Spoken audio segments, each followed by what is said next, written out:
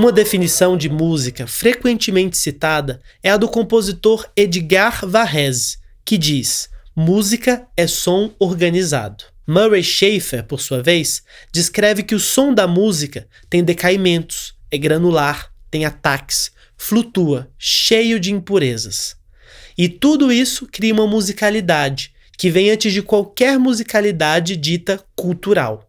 A Enciclopédia Britânica, por sua vez, descreve que, embora não existam sons que possam ser descritos como inerentemente não musicais, os músicos de cada cultura tendem a restringir a gama de sons que admitem como música.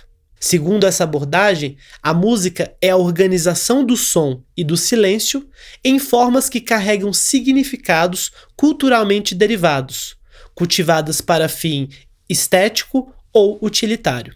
A ideia da música como organização também implica na ideia de uma organização intencional e, portanto, humana. Este elemento organizador humano é central na compreensão comum da música, já que os sons produzidos por agentes não humanos, como o som das cascatas, do farfalhar de árvores e do canto de pássaros, são frequentemente descritos como musicais, mas raramente como música.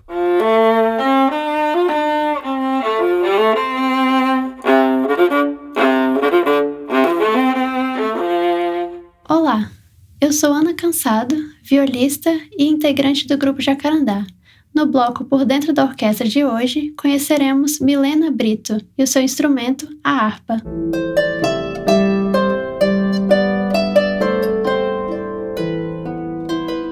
Bom, falar sobre mim, falar sobre a música é sempre um prazer, faz parte da minha vida, de cada passo que eu dou. Bom, eu cheguei em Brasília, eu tinha 3 anos, eu sou de uma cidade do interior da Bahia, que se chama Remanso. Cheguei aqui aos 3 anos, meu contato com a música foi, sim, na infância. Eu comecei cantando em corais de igreja. Nós frequentávamos igrejas, então logo eu me vi cantando e também já regendo ali, né, ensaiando as crianças. Mas algo sempre me despertava, me chamava atenção, que era os instrumentos de música, né?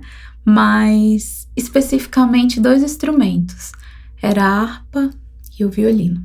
Mas a harpa tinha um som celestial, eu não sei explicar. Na época eu não conhecia a harpa, a dimensão do tamanho, nem quantas cordas tinha. Eu acho que tradicionalmente todo mundo conhece mais o violino. Mas o som dela me encantava e eu ficava muito emocionada, dava vontade de chorar. E quando eu ouvia nos filmes, né, nos filmes de conto de fada, que eu sempre gostei, eu ficava hiper emocionada. Aí eu pensava, nossa, eu gostaria de tocar esse instrumento. Bom, os anos foi passando, fui estudando canto e cheguei a participar do coro da escola de música. Na época era um coro comunitário, porque eu ainda não era aluna oficialmente da escola, eu tinha 16 anos, mas com 16 anos eu já conseguiria entrar na classe de canto do curso de canto erudito, né? E aí eu fiquei hiper empolgada, eu vou estudar canto erudito, e aquele sonho da harpa ficou guardado. E aí no dia que eu fui fazer a inscrição, resolvi fazer a inscrição para a escola, fazer uma surpresa, na verdade, né? Para minha professora, na época, era a maestrina Rosilda Coller, que regia o coral. E aí ela tinha me falado para eu esperar um pouquinho para fazer canto e tudo, mas eu resolvi ir logo, eu fui afoita. E aí no dia que eu fui para fazer a inscrição, não tinha canto erudito. E aí eu fiquei assim, o que eu vou fazer? E aí eu olhei os instrumentos, aí de repente eu vi harpa e parecia que tava brilhando ali pra mim, sabe? Aquela luz batendo ali, dizendo, olha, faz harpa. E aí fiz a inscrição, era uma vaga só. Aí eu pensei, bom, se realmente eu for sorteada, é porque realmente é pra eu seguir na música com a harpa também. Bom, 1 mês depois eu fui sorteada e comecei a estudar harpa. E dali eu vi, não, realmente a harpa me escolheu, não era só emoção, não era só um desejo, mas era isso que que eu queria mesmo seguir. E aí comecei a estudar, me formei na escola de música, estudei na UNB, fiz graduação na UNB, lá também fiz graduação em canto, fiz o bacharelado. Na escola de música me formei com a Cristina Carvalho, que é arpista da Orquestra do Teatro aqui de Brasília, e aí foi só paixão, cada vez mais eu ia me envolvendo com o instrumento e aí tomei a decisão de realmente, não, eu vou seguir na harpa, vou ser arpista, e é isso. Aí hoje, formada, trabalho dando aulas, né, dou classes de harpa, também faço parte da orquestra da Força Aérea Brasileira, cada dia mais apaixonada por meu instrumento. Eu acho que a gente, como eu posso dizer, renova esse amor a cada novo trabalho. É sempre um prazer falar sobre a harpa, apresentar meu instrumento, né? E apresentar as possibilidades para que crianças, adultos, jovens, né, possam também estudar da música, né, e desfrutar desse instrumento, da harpa. Bom, vamos falar um pouquinho então de até onde nós conhecemos, né, da harpa, onde ela surgiu. A harpa mais antiga que foi encontrada assim na história foi na Mesopotâmia. Ela tem cerca de 2.600 anos, né, antes de Cristo. É uma harpa feita de cordas de tripa. Não é uma harpa como essa, que tem muitas cordas, né? Tinham menos cordas. Mas ela é uma harpa um pouco diferenciada, né? Ela é triangular também, mas ela é, como eu posso dizer, ela tem uma parte menor, né, da sua caixa acústica, diferente dessa harpa que nós estamos vendo. Essa é uma das harpas que eu toco, aproveitando para falar de harpas. Essa harpa é uma harpa de lever harp, é uma harpa que tem alavancas, traduzindo lever seria alavanca, uma harpa bem mais moderna do que essa que eu citei, é uma harpa já da Renascença, né, depois de Cristo. E ela já tem o que a gente pode falar dessas alavancas é que são acidentes que passou a se usar nesse instrumento, né, e aumentar também o número de cordas, porque, como eu citei, a harpa anterior descoberta tinha bem menos cordas, né, mais ou menos o que a gente chama aqui de oitavo, de sétima, seria o sistema tonal, como nós temos hoje, era bem diferente, né. Bom, e aí, voltando aqui à nossa harpa, essa harpa de alavanca, ela tem essas alavancazinhas que a gente levanta, né? E a gente altera o som. Aí a gente pode ir lá naquela historinha lá de Pitágoras, né? Dizem que Pitágoras estudou sobre a dimensão das cordas e aí a dividiu e viu que mudava o som. Então, essa ideia é a mesma. Quando a gente levanta a alavanca aqui, a gente altera o que na música a gente chama de meio tom. E assim a gente consegue ter uma diversidade maior de som. Essa harpa aqui, ela foi usada nesse modelo bastante até o século XVII, hoje também, né? Na Irlanda a gente usa bastante. E na música popular no geral. Mas depois dela vem uma outra harpa, que é uma harpa de simplização, que é de pedal, e depois vem uma de duplação, que é aquela maior que a gente usa nas orquestras. Aquela tem cerca de 47 cordas. Essa daqui que nós estamos vendo tem cerca de 34 cordas. A ideia tanto da harpa de pedal quanto essa de lever é que esses azuizinhos, que às vezes parecem preto, né, são como se fosse um azul marinho, bem escuro, eles têm o acidente relacionado a uma notinha que se chama Fá, né, e aqui a gente tem os vermelhos, que é relacionado à notinha Dó, né, as alterações. E assim a gente consegue se locomover no meio da música, porque nós temos 7 notas, Dó, Ré, Mi, Fá, Sol, Lá, Si, né? E com essas duas alterações, o arpista consegue visualizar melhor, né? E também usar os acidentes com maior facilidade, né? Porque fica bem colorido e mais fácil de localizar, de tocar. a gente toca com a harpa no ombro, tá? Então, o ombro direito, então a mão direita ela vai ficar aqui, apoiada na caixa, e com a esquerda, aqui na nossa visão, a gente coloca a partitura para poder ler, estudar. A gente pode tocar também de cor, mas quando a gente está tocando com maestro ou em um grupo de música de câmara, geralmente a gente coloca a partitura, né, que são grandes partes. Esse é o instrumento, posso dizer que é o instrumento que eu amo e que faz parte da minha vida. Eu vou tocar o Granadeiro e a Senhora, um autor anônimo da cultura inglesa. Essa música faz parte, mais especificamente da Renascença.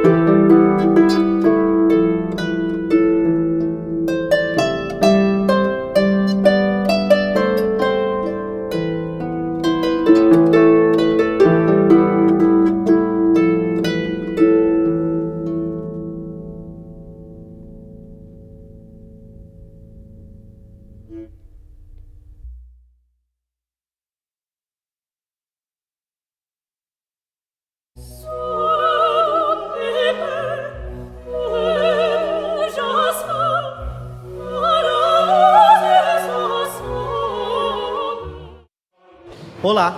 Na cidade italiana de Florença, importante centro irradiador do humanismo e da cultura do Alto Renascimento, surgiram as primeiras óperas da história.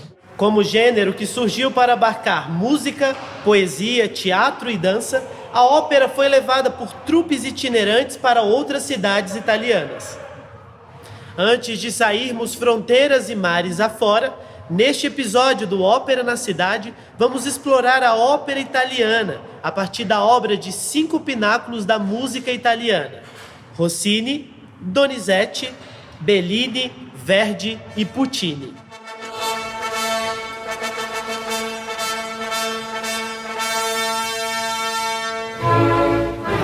Gioachino Rossini foi responsável por uma profunda mudança na forma de compor óperas e se tornou um compositor muito popular em seu tempo, tendo composto 39 óperas entre seus 14 e 37 anos de idade. Entre suas óperas mais conhecidas estão La Cenerentola, a Cinderela, Guilherme Tell e O Barbeiro de Sevilha.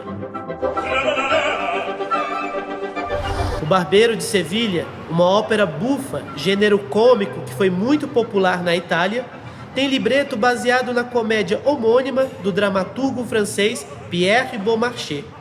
Esta ópera, em 2 atos, conta a história de Fígaro, um barbeiro que faz de tudo na cidade. Arranja casamentos, ouve confissões, espalha boatos. Um prodígio de imaginação.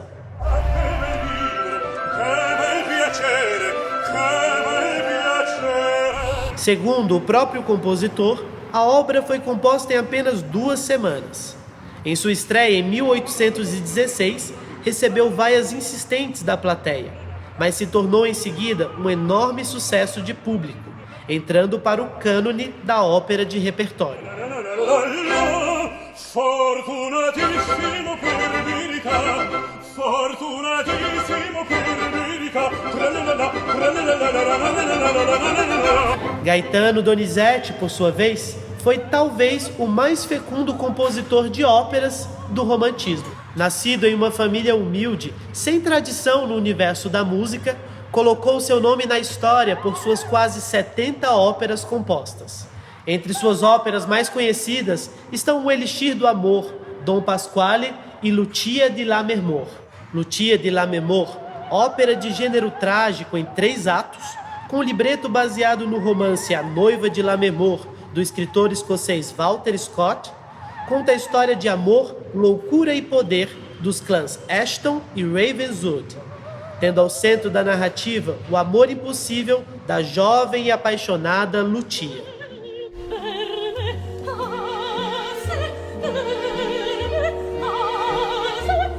A ópera, estreada em 1835, atinge seu ápice na célebre área da loucura, um dos mais sublimes momentos da tradição operística do bel canto, escola de canto italiano que privilegia o controle respiratório, a agilidade vocal e a clara articulação das notas em passagens melismáticas.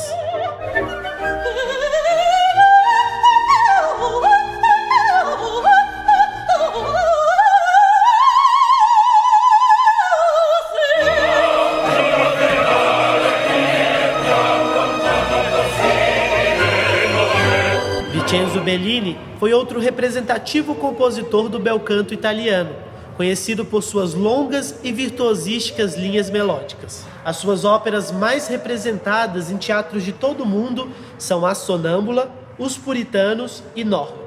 Nos bosques do coração da Gália, a grande sacerdotisa Norma apaixona-se por Polione, procônsul romano com quem tem 2 filhos.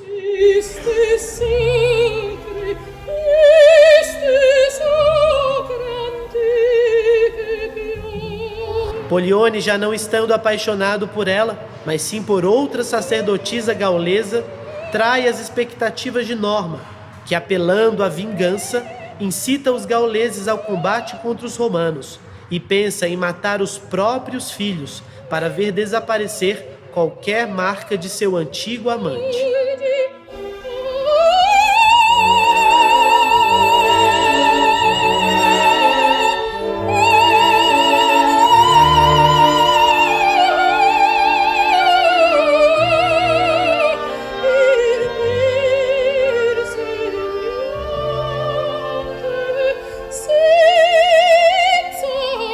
Norma, ópera de gênero trágico em 2 atos, foi estreada em 1831.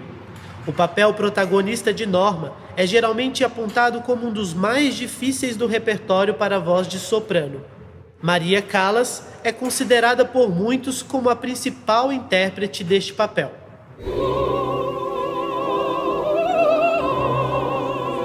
Já Giuseppe Verdi demonstrou desde o início de sua carreira uma predileção por um caráter direto do enunciado vocal, evitando os malabarismos vocais tão populares na época de Rossini, por exemplo. Verdi foi considerado o maior compositor nacionalista de seu país, assim como fora Richard Wagner na Alemanha. Partidário da unificação da Itália, chegou a ser senador do reino e compôs 28 óperas. Transcendendo os limites do gênero operístico, alguns de seus temas já estão há muito tempo enraizados na cultura popular,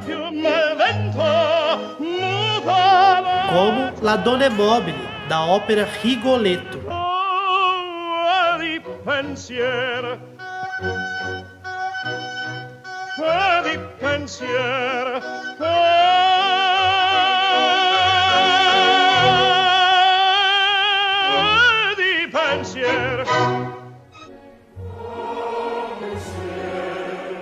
Ou o coro dos escravos hebreus, o Vá Pensiero, da ópera Nabucco, que se tornou um hino da unificação italiana.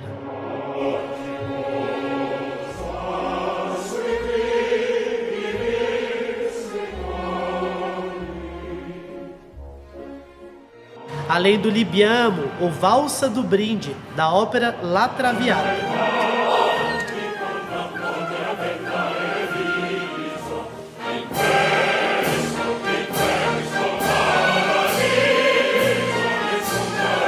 Marcha triunfal da ópera Aida.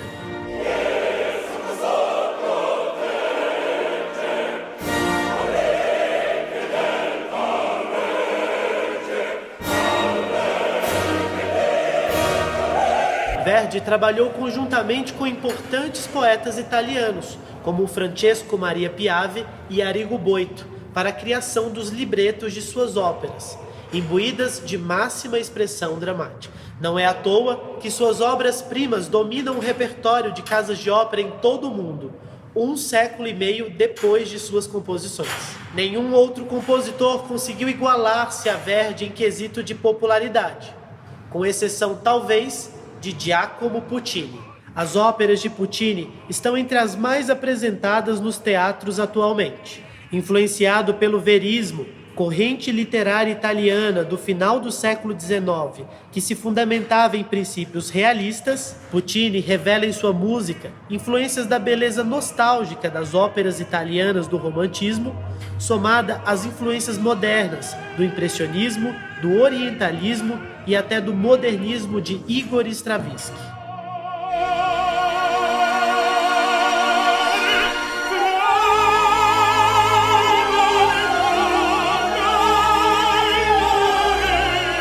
Entre as obras-primas de Puccini estão La Bohème, Tosca, Madame Butterfly e Turandot.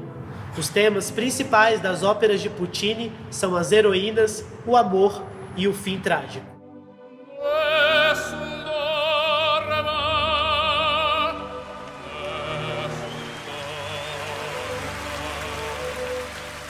Exploramos neste episódio um pouco do vasto campo da ópera italiana. Amigas e amigos, a ópera pode nos transformar intelectual e emocionalmente. Esse foi o Ópera na Cidade. Até a próxima.